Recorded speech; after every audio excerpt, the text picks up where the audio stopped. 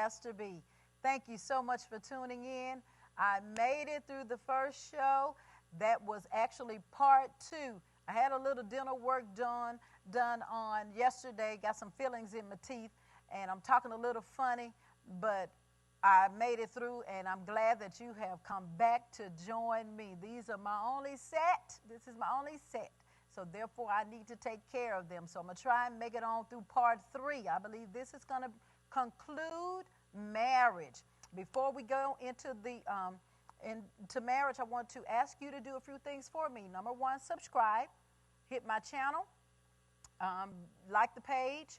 Share. Do a watch party. Tag a friend if you are on Facebook. If you're on YouTube, go to Betty Alford Ministries. Subscribe. I need you to subscribe and then ring the notification bell. Now, this is part 3 of marriage. Go back and watch part 1, part 2, and this is part 3, which will be the conclusion of marriage. And we already know the people that are supposed to be getting married are those that are whole.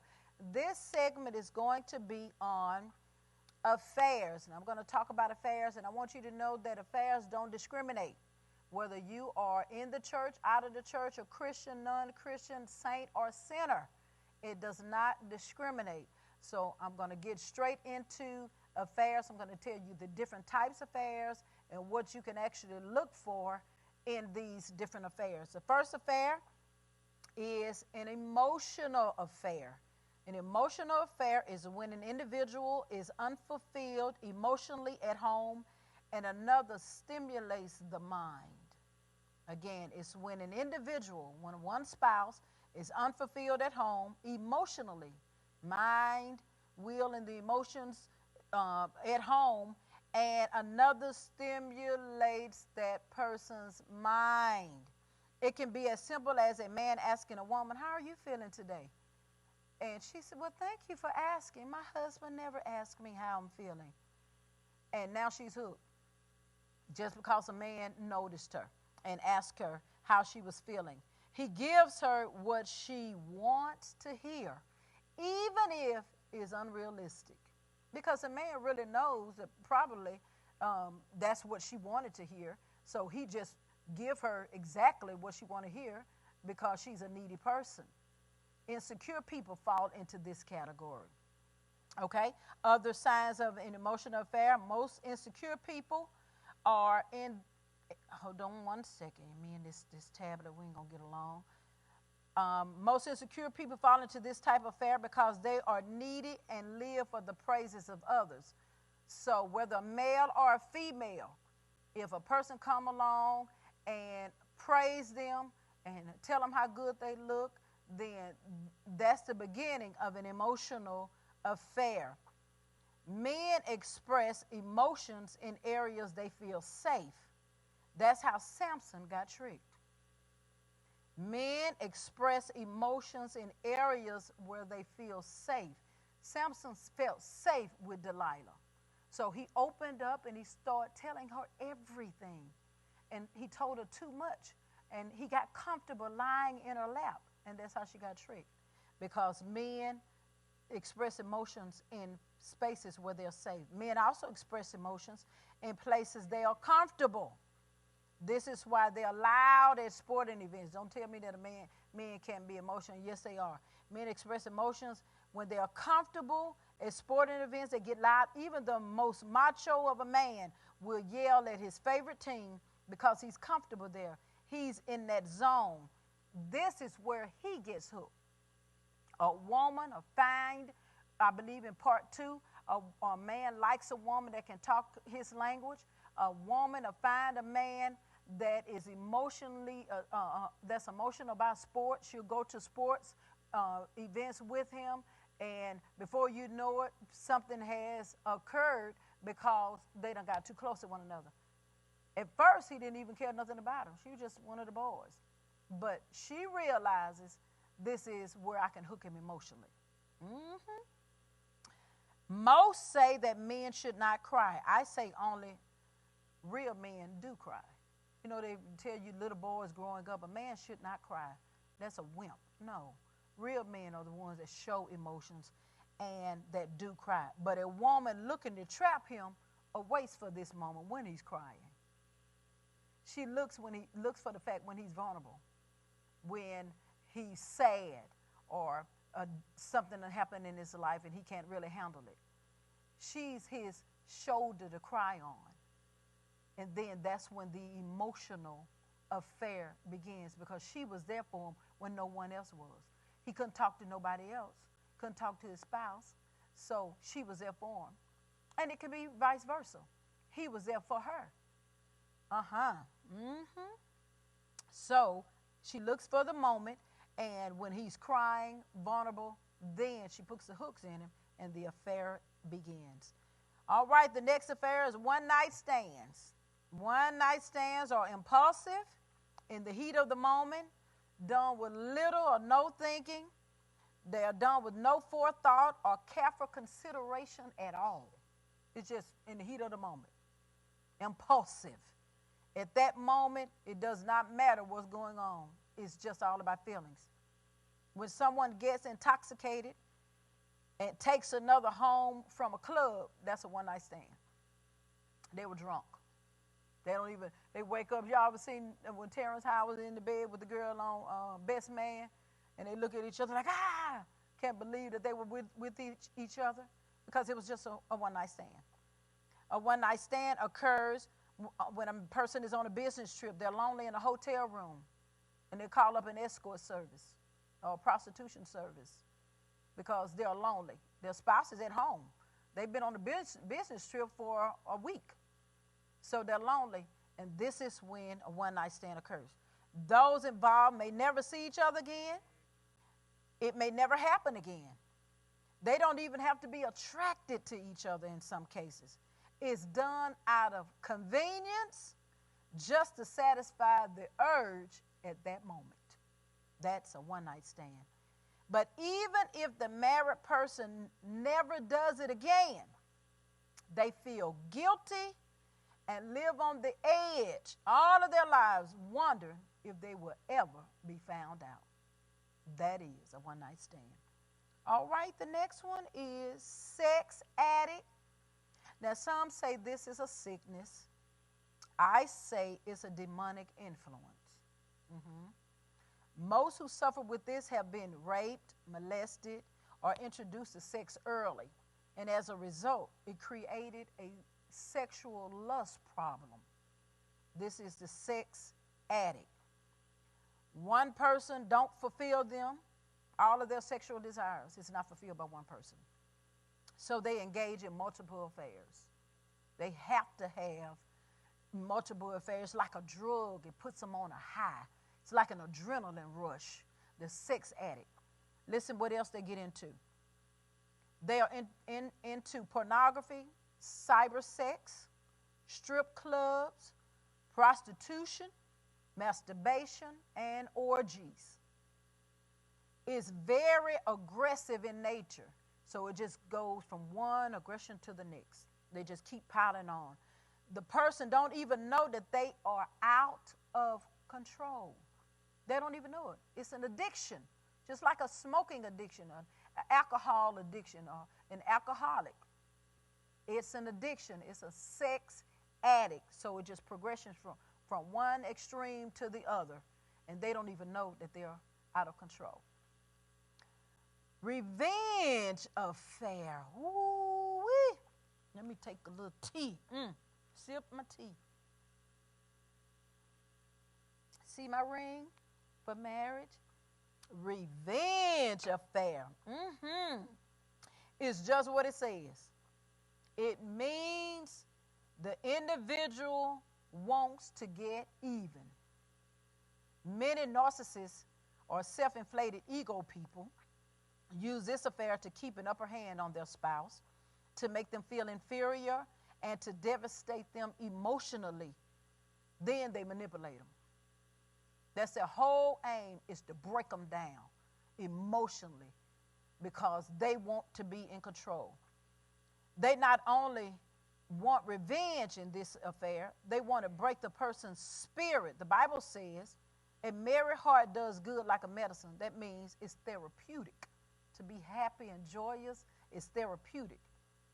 The person that's seeking revenge don't want their spouse to be happy. They'll even go as far as to say, you'll never be happy with somebody else other than me. It's therapeutic. But the broken bone, a merry heart does good like medicine, but a broken spirit dries like the bones. It saps the energy. That's what a revenge affair does, saps the strength of another. This spouse is selfish and childish. Their attitude is, you did it first, so I'm going to do it. Childish. Just know two wrongs don't make a right. The whole point of this affair is to get back at the other person for having an affair first, or to get back at something that the spouse did, and this is what's called the revenge affair. Online affair. Let's go here. Online affair. They justify it because it's not physical. They'll tell them, well, I'm not sleeping with them. Let's just see if you're not. Now, they're just talking about physical. Instead of a hotel room, they use a chat room. They use FaceTime and webcams to show body parts. First of all, that's crazy because somebody's going to find those pictures. They do sexting and phone sex when the spouse goes to sleep. The other spouse in the room, they're in the living room. This spouse entertains too many phone calls that lead to other things. Because if you're on the phone with somebody all the time, late at night, 2, 3 in the morning, what you talking about if they're not your spouse? Mm-hmm. This spouse entertains, I said that, this affair is all about the fantasy, what could be. They're talking to somebody else through FaceTime and wondering what it could be like to really be with them.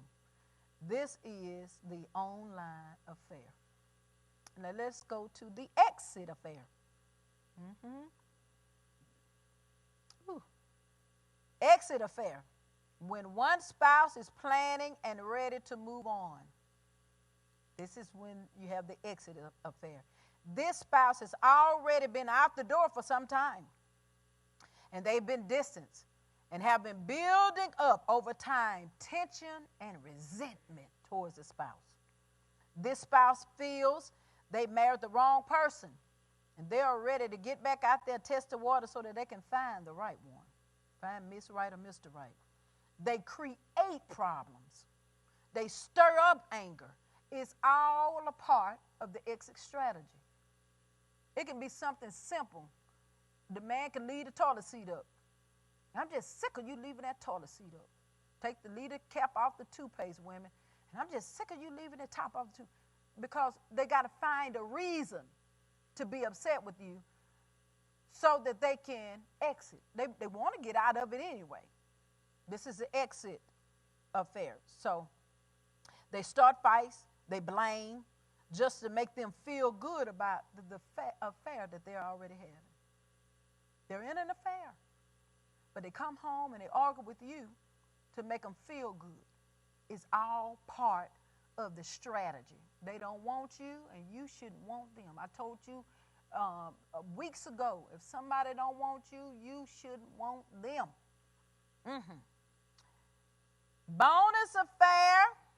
Let's get to the bonus affair. The bonus affair is all financial fulfillment. It's all about financial gain, fulfilling the other person. It's when a woman uses her sugar daddy for financial gain, such as to pay her bills, to use him for money to go shopping, use his credit cards, not really realizing she's become a prostitute.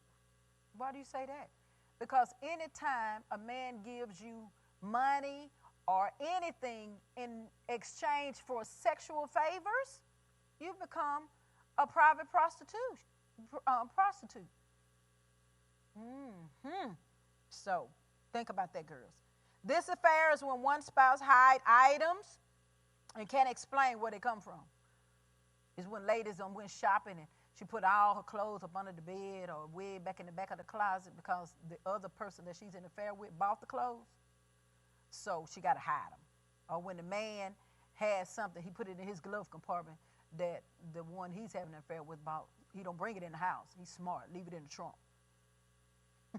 Because it's all about financial fulfillment. This affair is when one spouse, I've said that, when a married couple, a married cougar, which is an older lady, takes care of a younger man. She's married, and she's a cougar, older lady, but she like them little young tender things. So she get her little young boy to fulfill her sexual needs. Her man done got too old for her, so she gets a little young boy. It's when a married male or female scouts out a wealthy or well-established individual by first seducing them, but they are only interested in that person's assets or that person's influence. They will engage in this affair long enough just to get it. They really don't want the person, but they'll get in an affair with a person that has money, sleep with them, make them feel like they love them, and all the time they're robbing them dry. They're stealing from their bank account because they'll get in an affair, but they really just want what that individual has. The Bible has a saying for this if you're a woman. It says, silly women, laden with sin. Come on, led away with divers lusts. Don't be a silly woman. Don't let a man strip you of everything just because he talk a good talk. Don't be a silly woman. He really don't want you. He wants your house. He wants your car. Come on. He wants your money. He want to live large. Come on. He want to live off of you. He don't really want you. Don't be a silly woman. And the last affair is the most common. It is called the romantic affair. When there is a real attraction to the other person. This person is in an affair, and now they have gotten a real attraction to this individual, where they end up falling in love with them, and they can't stop it now because their heart done got in it. They're married, they go home, but they're in an affair, and they're really attracted to the other person. And they've developed feelings. They've fallen in love with them. And it's hard for them to quit because now the heart is in it. This affair starts when the spouse feels deprived and lack basic needs. Men fall into this when their wives say they got a headache too many times or they're too tired. Man ain't going to keep putting up with that, girls. There will be somebody that don't have a headache. So a man falls in it when a woman keeps telling him, I'm tired. Not tonight. A woman falls into this when their husband is too busy with work. He's on all business trips all the time. He's never home. She falls into that because she feels lonely. It occurs when a spouse is not satisfied even when there is intimacy. They're intimate with one another, but the spouse is not being fulfilled. They're not being satisfied. So another person fulfills that area in their lives. It occurs when one spouse picks up the other, that the other person wants to only be intimate with them out of duty. Say it like that. This kind of affair occurs when either the woman or the man is only being intimate with their spouse out of duty. Well, I'm your wife, I might as well. No, you gotta want to. Not just because you married and it's your duty as a wife. No, you gotta want to. A man don't want nobody that want them. Just like a woman don't want no one that wants them. Ooh. It occurs after one spouse is vocal and expresses to the other spouse what is desired, but they still don't receive it. And even if they receive it for a short time. Then it's back to business, back to normal. Business, back to business as normal. The one spouse tells you, I need this. I really desire this. They're being open with you, being honest with you, letting you know this fulfills me, this satisfies me. You say, okay, you do it for that night or for that week, and then you go back to business as usual. Now, they were open with you to let you know, but then you didn't care enough to continue doing what they like. So they're just going to go out and get someone that will. All right, it occurs. Now, well, let me say this. They really want to get out of the affair, the person, but it's hard to now because they've created what I said in one of my previous shows, a soul tie. They want to get out of it. They could love their spouse, but now they done created an attachment with somebody else, and it's hard to get out of it. They find themselves saying this when they're involved. If loving you is wrong, I don't want to be right. Their heart, their emotions, and their mind has been satisfied and stimulated by somebody else and is not easily broken. That is the romantic affair. Now, any affair is wrong because it breaks covenant and it damages the bond between a husband and a wife. But do know, and please understand, that when a person is unfulfilled, whether or not they are Christian, whether they're atheists, whether they're a saint or sinner, there will always be somebody else that will fill in that gap. Christians are probably saying to me now, oh, well, if my spouse go out and do that, they need to be delivered. But until they get delivered, you need to fulfill them. They might have a lust problem. They might need to be laid up with some oil on them. But until they get free, you need to make sure that you do what it takes to make the marriage work. Marriage is more than sharing your life with another. It is living a life of communication, trust, intimacy, and the well-being of both. That's the key. Not just the well-being of one person, the well-being of both. You both have to be satisfied. If you're not willing to invest in all of these areas, don't ruin somebody else's child's life. Just stay single. Don't ruin another man's life. Don't ruin another woman's life. Please don't ruin my children's lives. Just stay single. If you're not willing to invest in all of this, stay single. Now, that has been part 3 of marriage. I've done part 1, part 2, and part 3. You need to go back and look at them all. That is 8 different affairs. And it makes no difference if you are a Christian or not. Most people think that Christians can't have affairs. Probably Christians are the ones that's having the most affairs. So you need to go back and watch part 1, part 2, and part 3 because affairs don't discriminate. But I'm coming back. I want you all to write me or email me some different things you would like for me to talk about on my show. You can email it to BettyAlford@Outlook.com. Again, BettyAlford@Outlook.com. I have some different things that I'm going to be talking about, but I thank you so much for tuning in. Again, go and subscribe to my channel, Betty Alford Ministries on YouTube. Like it, share this. Somebody needs to hear it. I thank you for tuning in. This has been Balanced Living with me, Pastor B. I'll see you next Saturday.